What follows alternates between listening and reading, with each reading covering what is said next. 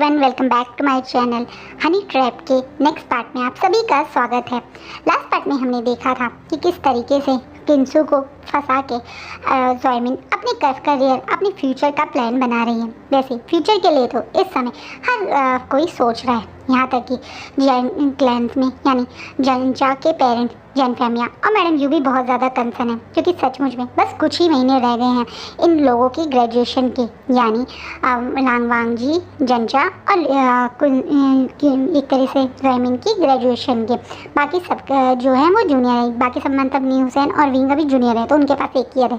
लेकिन इन लोगों के लिए इनकी फैमिली सोच रही है जंचा के बारे में, मतलब जैन फैमिया और मैडम यू भी सोच रहे हैं कि क्यों ना उसकी बाकी की पढ़ाई के लिए उसे इंटरनेशनल यूनिवर्सिटी यानी यूएसए में भेज दिया जाए। लेकिन उसके लिए वो भी यही सोच रहे हैं कि इस समय जंचा के वो भी पिछले 2-3 साल से कोशिश कर रहे थे कि जंचा के ओमेगा का कुछ पता चले, लेकिन अभी तक जंचा के ओमेगा का किसी को पता नहीं चल रहा है। तो वो सोच रहे हैं कि जंचा को बाहर भेजने से पहले क्यों ना जंचा और विंग की एंगेजमेंट करवा दी जाए, ताकि बाहर जंचा जाने से पहले एक ऑफिशियली इन दोनों को नाम इंगेज हो जाएगा। इतना ही नहीं बल्कि वी चांद से, जब से विंग के साथ वो हादसा हुआ है तब से वो काफ़ी ज़्यादा विंग को लेके कंसर्न भी हैं। इसी कारण वो भी ऐसा चाहते हैं कि जंचा के जाने से पहले उन दोनों की इंगेजमेंट हो जाए। ये लोगों ने आज डिसाइड किया है जब विंग और जंचा अपने कॉलेज से वापस आएंगे तो इन दोनों से बात करें।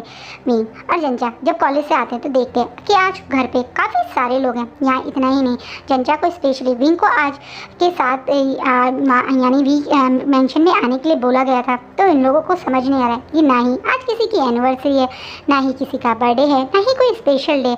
तो आज पूरी की पूरी फैमिली क्यों एक साथ बैठी हुई है। बट ये दोनों अपनी क्यूरियोसिटी के साथ जब हॉल में एंटर करते हैं तो देखते हैं कि आज थोड़ी सी अलग सी डेकोरेशन है। इन दोनों की फेवरेट चीज़ें मतलब ऑर्डर करी गई हैं, बनाई गई हैं। ये दोनों समझ गए हैं कि पक्का इन दोनों के रिगार्डिंग ही कोई बात चल रही है। वहीं जंजा को लग रहा है कि हो सकता है कि उसके फादर उसके लिए कुछ प्लान किया हो ताकि बाहर जाने के रिगार्डिंग। वहीं विंग को समझ नहीं आया कि जंजा के लिए समझ में आ रहा है, क्योंकि सबको पता है कि जंजा के करियर के लिए आजकल घर में बहुत डिस्कशन चल रही है। उसके लिए पता की कोशिश करी जा रही है कि कौन सी यूनिवर्सिटी बेस्ट रहेगी, कौन सी यूनिवर्सिटी अच्छी है, किस यूनिवर्सिटी के एंट्रेंस के लिए जंजा रेडी मतलब एंट्रेंस की तैयारियां कर रहा है। वो सब डिस्कशन चल ही रही है काफ़ी टाइम से। तो उसे लगा वो सब ठीक है, लेकिन उसका फेवरेट खाना क्यों बना है, उसके फेवरेट चीज़ें यहाँ पे क्यों हैं, उसे ये नहीं समझ में आ रहा। ये दोनों अब अपने पेरेंट्स के पास पहुँचते हैं, तभी एकदम से मैडम यू अपनी जगह से खड़े होकर खुशी से सबसे पहले विंग को गले लगाती हैं और उसके बाद जंजा को। ऐसे ही चांसेस जंजा को गले लगाती हैं और फिर विंग को, और दोनों मदर अपने बच्चों के साथ सोफे पे बैठ जाती है। मैडम यू विंग के साइड में बैठी हैं और मतलब चांसा सरन जंजा के साइड में बैठी हैं। अब ये दोनों अब और ज़्यादा नर्वस फील करें कि इनकी मदर एकदम से इन दोनों पे इतना प्यार क्यों लौटा रही हैं और इनके साइडों में क्यों बैठ गई है। तभी जैन फैमिया मौके को देखते हुए थोड़ा स्माइल करते हुए, हम तुम दोनों का बहुत देर से वेट कर रहे हैं, आज हम तुम दोनों के लिए कुछ बात करना चाहते हैं। विंग और जंजा पहले एक दूसरे को देख रहे हैं, फिर उनकी तरफ देख रहे हैं। अब जैन फैमिया बोलना शुरू करते हैं। विंग, तुम अच्छे से जानते हो कि आज से कुछ साल पहले जब तुम्हारे फादर ने तुमसे पूछा था कि हम तुम दोनों के अल्फ़ा और ओमेगा के बारे में तुम किसी से इंटरेस्टेड हो, तो तुम दोनों ने कहा था कि तुम दोनों अग्री होंगे जो भी अल्फ़ा या ओमेगा हम तुम दोनों के लिए डिसाइड करेंगे, है ना।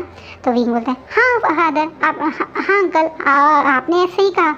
इस बात पे जैन फैमिया बोलते तो हमने तुम दोनों के लिए तुम्हारे पार्टनर चूज़ कर लिया है। अब एकदम से जंजा अपनी जगह से शॉकिंगली खड़ा, क्या फादर आपने कोई ओमेगा मेरे लिए चूज़ किया, पर क्यों? मैंने आपसे कहा था ना कि कुछ टाइम बाद, अभी से क्यों?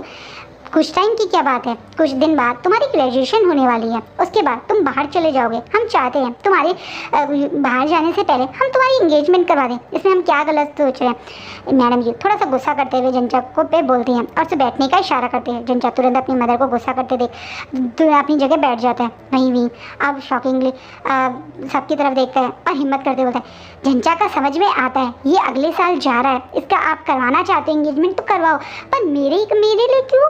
मेरे को क्या ज़रूरत है, अभी तो मेरे पास टाइम है ना। इस बात पे एकदम से वी चांद से बोलते हैं वो इसलिए क्योंकि तुम्हारा एंगेजमेंट ही जंचा से होने वाली है। ये बात सुनने के बाद जंचा और वी एक दूसरे को शॉकिंगली देते हैं। पहली चीज़, ये दोनों एक दूसरे के लिए बिल्कुल भी ऐसा फील नहीं करते, ये दोनों एक दूसरे के को ब्रदर्स की तरह ट्रीट करते हैं। एक इस तरीके से रोमांटिक वे में इन्वॉल्व होना इन दोनों के लिए इम्पॉसिबल है। वहीं विंग एकदम से अपनी जगह से शॉकिंग लग रहा है, क्या आपने मेरे लिए झंझा को डिसाइड किया? या क्या बोल रहे हैं फादर, मैं और झंझा एक ये नहीं हो सकता। एकदम से विंग गुस्से में बोलता है। वहीं जैन फैमिया, मैडम यू, चांसा सरन, यानली सब लोग शॉकिंगली विंग की तरफ देख रहे हैं और बोल रहे हैं क्यों नहीं हो सकता? तुम दोनों एक दूसरे के लिए एकदम परफेक्ट रहोगे। वो तुम्हें बचपन से जानता है, तुम उसे बचपन से जानते हो, एक दूसरे की अच्छी बुरी आदत सबको अच्छे से पहचानते हो। हम दोनों फैमिलीज एक दूसरे को कितने टाइम से जानते हैं। तुम्हें क्या नहीं लगता कि मैडम यू और जैन फैमिली से best father in law mother in law तुम्हें नहीं मिल सकते? वो दोनों तुम्हें कितना प्यार करते हैं। एकदम से चांसा सरन भी अपने हस्बैंड का साइड देते हुए बोलती हैं। चांसा सरन इस समय इस एंगेजमेंट के लिए इसलिए अग्री हो गई हैं क्योंकि वेंकी ने उनसे साफ कह दिया कि कोई बात नहीं, अगर उसके अल्फा की किसी और से एंगेजमेंट हो, क्योंकि उसे नहीं पता उसका भाई कब ठीक होगा। इसी कारण अब चांसा सरन भी मतलब विंग और जंचा के एंगेजमेंट के लिए अग्री हैं। विंग जब देखता है कि वो बार बार मना भी कर रहा है, उसके बावजूद भी हर तरीके से उसके पेरेंट्स इस रिश्ते के लिए मना नहीं कर रहे हैं और वो बार बार इसे फोर्स कर रहे हैं, यानी इनडायरेक्टली पिछले 1 घंटे से विंग और जंचा दोनों कोशिश करें अपने पेरेंट्स को समझाने की वो दोनों एक दूसरे के लिए ऐसा फील नहीं करते। लेकिन उनके पेरेंट्स ये कहते हैं कि आप तुम कोशिश करोगे तो करने भी लगोगे, अब शुरुआत की बात है, ऐसा हो सकता है, कौन सा तुम रियल में ब्रदर हो, तुम तो सिर्फ मानते हो, अब मानने से क्या होता है, कोई ब्लड रिलेशनशिप नहीं है। मतलब इस तरह की बातें करके उन्हें कोशिश कर रहे हैं कि एक दूसरे के लिए कन्विंस कर सके। झंझा को बोला जा रहा है कि विंग से ज़्यादा ब्यूटीफुल और अट्रैक्टिव ओमेगा तुमने आज तक कभी नहीं देखा, सोचो तुम्हारा इतना ब्यूटीफुल ओमेगा है वो रहेगा। वहीं विंग से बोला जा रहा है कि झंझा तुम्हारे लिए कितना केयरिंग है, वो तुम्हारे लिए कितना अच्छा है, सोचो इतना केयरिंग और अच्छा अल्फा तुम्हें कहाँ मिलेगा। एक तरीके से इन दोनों को कन्विंस करने में लगे हुए हैं। विंग जब देखता है कि कोई सॉल्यूशन नहीं बचा और वो घबरा के एकदम से बोलता है वो इसलिए क्योंकि मैं एक मार्क ओमेगा हूँ, मेरी बॉडी पे ऑलरेडी मार्क आ चुका है। ये बात सुनने के बाद सब लोग विंग को घूर घूर के देखने लगते हैं, क्योंकि ये बात भी अगर हुई थी तो विंग ने किसी को क्यों नहीं बताई। विंग की मदर तो गुस्से में बोले ये तुम क्या बोल रहे हो विंग, तुम्हारी बॉडी पे मार्क आ गया पर तुमने ये बात बताई क्यों नहीं? इस बात पे विंग थोड़ा सा घबराते हुए बोलता वो इसलिए क्योंकि मुझे पता था कि जैसे ही मैं आप लोगों को ये बात बता दूंगा तो आप तुरंत मेरी उस अल्फा से शादी करने के पीछे लग जाएंगे और मैं ऐसा नहीं चाहता था। मैं अपनी ग्रेजुएशन पूरी करना चाहता था, ग्रेजुएशन के बाद मैं आप लोगों को बताता, पर आप लोग अब ज़बरदस्ती मेरी जनता से शादी करवा देंगे तो मेरे उस अल्फा का क्या होगा? बेचारा विंग ऐसे करते हुए बोलता है सच्चाई ये है विंग की बॉडी पे किसी का मार्क नहीं है। विंग को लग रहा है ये पता है कि उसके फादर इस मार्क को, यानी मार्किंग डे वाले दिन जो मार्क बॉडी पे आता है, उसे बहुत ज़्यादा सीरियस मानते हैं और उसे ये भी पता है कि अगर वो ये बोल देगा कि उसकी बॉडी पे किसी और अल्फा का मार्क है तो उसके पेरेंट्स यानी वी चांस और चांसेस उसे फोर्स नहीं करेंगे जनता से शादी करने का। तो उसके IQ या एक तरीके से उसके इतने तेज़ दिमाग ने तुरंत इसी चीज़ को सॉल्यूशन बना के पेश कर दिया। विंग की इस बात को सुनने के बाद जंजा भी विंग को घूर घूर के देख रहा है। जंजा को पता है विंग कोई मार्क नहीं हुआ है, क्योंकि अगर विंग की बॉडी पे मार्क आया होता तो किसी से छुपाए या ना छुपाए, पर वो जंजा से ये बात नहीं छुपाता, वो जंजा को सच बता देता है। लेकिन जंजा भी इस समय विंग का सपोर्ट में हाँ विंग सच बोल रहा है, विंग ने मुझे बताया था और उसे मुझसे कहा था कि मैं किसी को ना बताऊँ, वो खुद ही बताएगा। लेकिन विंग एक मार्क ओमेगा है, विंग की बॉडी पे एक मार्क आ चुका है। एकदम से मतलब जंजा भी विंग का साइड देते हुए बोलता है। जब विंग और जंजा दोनों बोल रहे हैं कि विंग की बॉडी पे मार्क है तो एकदम से मैडम यू को कुछ शक होता है। मैडम यू गुस्से में बोलती हैं अच्छा दिखाओ कहाँ है वो मार्क, हम भी देखें कौन है वो तुम्हारी बॉडी के उस मार्क को। एकदम से विंग अब घबराते होता है मैं आप लोगों को नहीं दिखा सकता। क्यों? क्योंकि वो मेरे इनर थाई के पास है, वो मेरे प्राइवेट एरिया के पास है, मैं कैसे शो करूँ सबके बीच में। इस बात पे सब लोग थोड़ा सा ऑकवर्ड फील करते हैं। ये भी विंग के IQ दिमाग है जो तुरंत इसका रिस्पॉन्स करता है। जंजा मन में सोचता है सचमुच में विंग के तेज़ दिमाग के कारण आज ये दोनों बच गए, क्योंकि अब ना ही ना ही उसके पेरेंट्स और ना ही विंग के पेरेंट्स इन दोनों को फोर्स कर रहे हैं, बल्कि दोनों चारों शांति से खड़े हुए हैं और एक दूसरे की तरफ देख रहे हैं। वहीं एकदम से पता नहीं क्यों वी चांसे को अपने बेटे पे शक होता है, शायद वो उसके फादर हैं, इस वजह से या क्या रीज़न है। वो एकदम से बोलते हैं ठीक है हम वो मार्क नहीं देख सकते, लेकिन वो अल्फ़ा कौन है हमें ये बताओ। विंग थोड़ा सा शांत होकर पसीना हो जाता है। उसके दिमाग में ये तो सोचा ही नहीं कि जब नाम पूछेंगे तो किसका नाम बताएगा। वो बहुत घबराया सा फील कर रहा है और इतना ही घबराया हुआ जंचा फील कर रहा है, क्योंकि विंग की तो कुछ नहीं, लेकिन जंचा ने विंग का झूठ में जो भी साथ दिया उसके बाद तो उसकी मदर उसे बुरी तरह से पिटेगी और उसे उस पिटाई का सोच के डर लग रहा है। वो विंग की तरफ देख रहा है और इशारा कर रहा है कि कुछ बोल। विंग थोड़ी देर शांत खड़ा रहता है, दोबारा से वी चांद से बोलते हैं, विंग हमने तुमसे कुछ पूछा है, बताओ तुम्हारा अल्फा कौन है। और विंग तुरंत बोलता है लांग वांग जी। सब लोग शॉकिंगली अब फिर विंग की तरफ देखने लगते हैं। विंग के दिमाग में फिर से एक आयत आती है कि लांग वांग जी ऑलरेडी एक एंगेज्ड अल्फा है, ऊपर से लैंड फैमिली के लोग अब इस मार्क को मानते ही नहीं। तो अगर विंग झूठ भी बोलेगा कि लांग वांग जी का मार्क उसकी बॉडी पे आया है तो उसकी पेरेंट तुरंत लांग वांग जी से उसकी शादी की बात नहीं करेंगे। हो सकता है कि थोड़ी बहुत बात भी करें तो लांग कुरेन डायरेक्ट मना कर देंगे कि नहीं, ऐसा नहीं हो सकता। इसलिए उसने ये सोचा, पर सच्चाई कुछ और है। सच्चाई तो ये है कि पिछले कुछ टाइम से जब से वो लांग वांग जी के साथ हो गया तो उसके मन में कहीं ना कहीं लांग वांग जी के लिए फीलिंग्स आने लगी हैं और सचमुच में उसका मन कहीं ना कहीं लांग वांग जी के मार्क को चाहता भी है। इसी कारण उसके मुंह से इस समय लांग वांग जी का ही नाम निकलता है। लांग वांग जी का नाम सुनने के बाद यहाँ खड़े सब लोग बहुत ज़्यादा शॉक हो जाते हैं कि जिस तरह मैंने बताया सब लोगों को पता है कि लांग वांग जी एक इंगेज्ड अल्फा है। दूसरा लैंस अब इस अल्फा डे को बिल्कुल इस मार्क डे को बिल्कुल नहीं मानते, तो वो विंग को के साथ वांग जी की शादी नहीं करवाएंगे। यही बात सोच के एकदम से चांसेस पीछे की तरफ बैठ जाती हैं और अपने सर पे हाथ रख लेती हैं। वहीं मैडम यू भी थोड़ा सा नर्वस है, उन्हें समझ नहीं आ रहा वो क्या करें। पर वी चांद से तुरंत बोलते हैं मैं लैंड कुरेन से तुरंत बात करूँगा। और ये बात सुनने के बाद विंग के फेस का रंग उड़ जाता है, उसे टेंशन हो जाती है कि क्या होगा। और वी चांद से बिना कुछ विंग की बात सुने या फिर कोई और रिएक्शन करे तुरंत लान कुरैन को कॉल मिला देते हैं, वो भी स्पीकर पे। लान कुरैन उधर से फ़ोन पिक करते हैं तो वो बोलते हैं वी चांद से उनसे बताते हैं कि किस तरीके से विंग की बॉडी पे मार्क आया है लांग वांग जी का।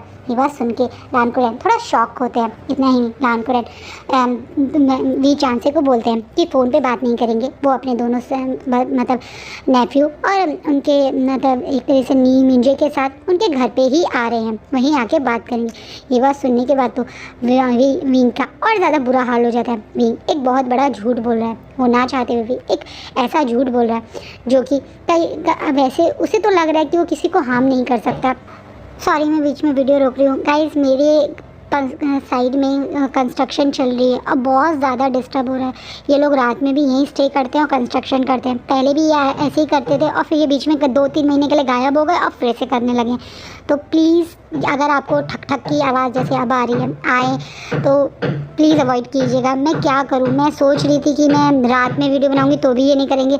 सोचो रात के 11:30 बज रहे हैं और स्टिल ये ठक ठक कर रहे हैं। मेरे घर में एक छोटा बेबी है पर इन लोगों को इतना भी कॉमन सेंस नहीं है कि ये लोग करें। मेरी भाभी और भैया बेचारे उसको लेकर सोच रहे हैं कि कहीं उसकी नानी के घर उसे भेज देते हैं, क्योंकि इन लोगों को इतनी भी शर्म नहीं है कि रात के 11 बजे ठक ठक नहीं करनी। सॉरी मुझे गुस्सा आ गया इसलिए मैं बीच में रोक के बोल रही हूँ।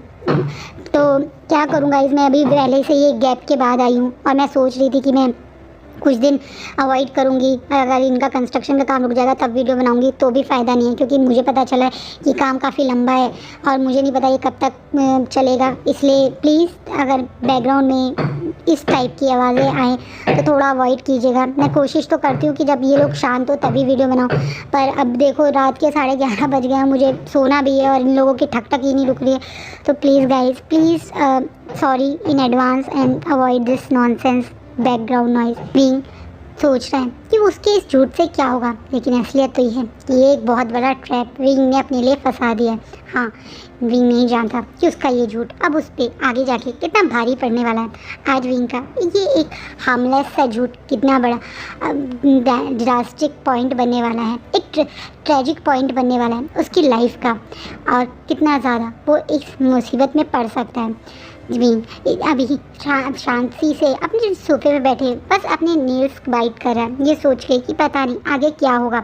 वहीं जंचा भी जो जानता है विंग ने झूठ बोला, वो भी विंग के साइड में बैठा हुआ, उसकी समझ नहीं पा रहा है कि वो क्या करे। अगर यहाँ आके लैंड कुरैन ने बोल दिया कि वो अग्री करते हैं तो क्या होगा। वैसे जंचा को पता है ऐसा कभी नहीं होगा, क्योंकि पहले से ही लैंड कुरैन मतलब शिचैन ने भी अपने लवर यानी अपने बेस्ट फ्रेंड नी मिंजे से शादी की थी, और वैसे भी वांग जी और एक तरह से ज़ोइमिन हमेशा एक दूसरे के साथ रहते हैं, तो मिंग के होते हुए तो वांग जी शायद ना ही विंग से कोई एंगेजमेंट या शादी की बात करें, लेकिन स्टिल वो उन लोगों का यहाँ आना इन्हें बहुत ज़्यादा डिस्टर्ब कर रहा है, लेकिन ये लोग भी कुछ नहीं कर सकते।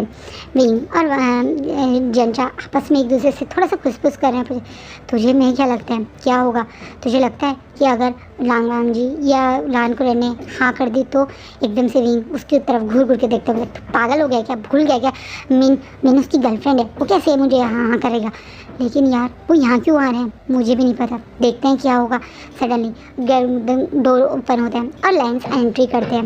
लान वांग कुरैन, लान शिचैन और लान वांग जी आए हैं, नी मिंजे भी आए हैं और साथ में नी हुसैन भी। नी हुसैन उस समय लैंड मतलब एक तरह से लैंड मेंशन में ही थे तब जब चैन फैमिया का कॉल आया था, लेकिन वो भी जब ये सुनता है कि विंग की बॉडी पे लांग वांग जी के मार्क की बात है तो वो भी काफ़ी शॉक हो जाता है और जैसे ही मतलब एक तरह से वी मेंशन में पहुंचता है वो दौड़ के जंचा और विंग के पास पहुंच जाता है। उसे भी पता है कि विंग ने झूठ बोला, क्योंकि ऐसा तो हो ही नहीं सकता था कि विंग की बॉडी पे लांग वांग जी का मार्क हो और उसने किसी से मतलब इन दोनों से डिस्कस ना किया हो। तो ये दोनों इस बात को जानते हैं। इतना ही नहीं, रास्ते में नी हुसैन से कई बार पूछा था नी मिंजो ने कि क्या उसे ये बात पता थी, तो उसने सर नीचे करके बोल दिया कि विंग ने किसी को बताने से मना की थी। इन शॉर्ट वो उसने भी ये बात ना नहीं करी कि नहीं ऐसा नहीं है, वो झूठ बोल रहा है ये बस उसने ये बोला कि उससे विंग ने किसी को भी बताने से मना की थी।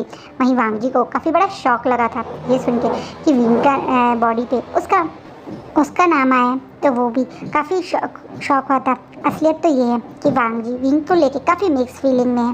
काफ़ी दिन से वो विंग के साथ है, जिस तरीके से विंग उसके साथ इन्वॉल्व रहता है, उसकी म्यूज़िक करियर में उसका सपोर्टर बना रहता है, उसकी हेल्प करता रहता है, उस पर इंटरेस्ट दिखाता है। इतना ही नहीं, विंग वैसे भी बहुत ज़्यादा ब्यूटीफुल है, जो वांग जी को वैसे भी अट्रैक्टिव फील करवाता ही है।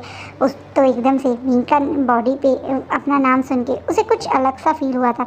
वो नहीं जानता ये हैप्पीनेस थी या एक तरीके से क्या था, बट हाँ वो भी तुरंत अंकल के साथ यहाँ निकले रेडी हो जाते हैं। कुरैन तुरंत सबके सामने बैठते हैं और बोलना शुरू करते हैं, मैं तुमसे फेस टू फेस इसलिए बात करना चाहता था क्योंकि मैं तुम अच्छे से जानते हो कि हमारे मतलब फैमिली में ऑलरेडी वांग जी के शादी के लिए हमने ज़ोइमिन को डिसाइड करा हुआ है। ज़ोइमिन और वांग जी बचपन से ही एक दूसरे के मतलब एंगेज्ड हैं। जब इनका बर्थ हुआ था तभी इन दोनों की एंगेजमेंट फाइनल हो गई थी, तो ये दोनों तब से ही एक दूसरे के लिए साथ हैं, एक दूसरे के लिए शायद फील करते हैं। तो वो मतलब वांग जी तो शायद विंग के साथ ये मेट वाला मार्क नहीं मेंटेन कर पाएगा। इस बात पे एकदम से भी जान से बोलते हैं, लेकिन ये गलत है। तो आप अच्छे से जानते हैं कि डेस्टिनी ने विंग और वांग जी को मिलाया, तो आपको नहीं लगता कि आप इस तरीके से उसे ज़ोइमिन के साथ इंगेज नहीं कर सकते? अगर आपके बड़े नेफ्यू की तरह अगर वांग जी भी किसी को प्यार करता, उसके बाद आप इस शादी के लिए मना करते तो शायद मैं मानता भी, लेकिन ये भी एक अरेंज मैरिज ही है। आपने खुद उसको ज़ोइमिन से मिलवाया है, ज़ोइमिन के साथ उसे प्यार करने के लिए मजबूर कर रहे हैं, ये गलत है। एक तरीके से विंग चार्ज है, पता नहीं क्यों विंग को लेकर जो ओवर प्रोटेक्टिव है, एक प्रोटेक्टिव है, दूसरा वो इस बहुत ज़्यादा मानते हैं इन मार्क के इस मार्किंग डे को।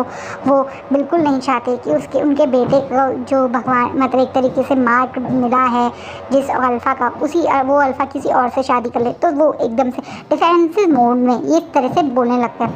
ये बात सुनने के बाद एकदम से कुरैन को भी थोड़ा गुस्सा आ जाता है और बोलते हैं, ये आप क्या कह रहे हैं? आप कह रहे हैं कि मैं ज़बरदस्ती कर रहा हूँ अपने नेफ्यू के साथ? अगर ऐसा कुछ नहीं है, वांग जी ज़ोइमिन के साथ कंफर्टेबल है और ये वांग जी के ऊपर हमने चॉइस दी थी। क्या ये चॉइस आपने उस वांग जी को तब दी थी जब वो एक छोटा बच्चा था? आप पूछिए वांग जी से, क्या सचमुच में वो ज़ोइमिन या विंग में से किसके साथ रहना चाहता है? ये सब लोग अब वांग जी को देखने लगते हैं। वांग जी सडनली इस क्वेश्चन के बाद थोड़ा अनकम्फर्टेबल सा हो गया है। अचानक से उससे ये क्या पूछा जा रहा है? विंग अब बड़ी बड़ी आंखों से वांग जी की साइड देख रहा है। उसे डर लग रहा है कि वांग जी कहीं कुछ गड़बड़ ना कर दे, लेकिन उसका मन कहीं ना कहीं चाहता है कि वांग जी उसे चूज़ करे, वांग जी उसे ही ज़ोइमिन के सामने चूज़ करे। सो गाइस, आज का फैन पिक्चर ही रुकता है। इतनी सारी डिस्टर्बेंस के बाद ये वीडियो बनी है, तो होप सो ये आपको अच्छी लगे। I am really sorry for the background noise and please थोड़ा सा मेरे साथ कॉम्प्रोमाइज़ कीजिए इस बैकग्राउंड नॉइज़ का, बिकॉज मुझे पता है कि कल परसों नरसों पता नहीं कब तक ये आवाज़ आती ही रहेंगी, या तो फिर मैं वीडियो ही ना बनाऊँ या रात के 1 बजे वेट करूँ कि ये जब सोएं तब मैं वीडियो बनाऊँ। थोड़ा सा प्लीज़ मेरे साथ इस मामले में एडजस्ट कर लीजिएगा। Thank you. एंड हाँ, अगर आपको वीडियो अच्छी लगे तो लाइक कीजिएगा, कमेंट कीजिएगा, और जिन्होंने सब्सक्राइब नहीं किया प्लीज़ सब्सक्राइब कीजिएगा। Thank you.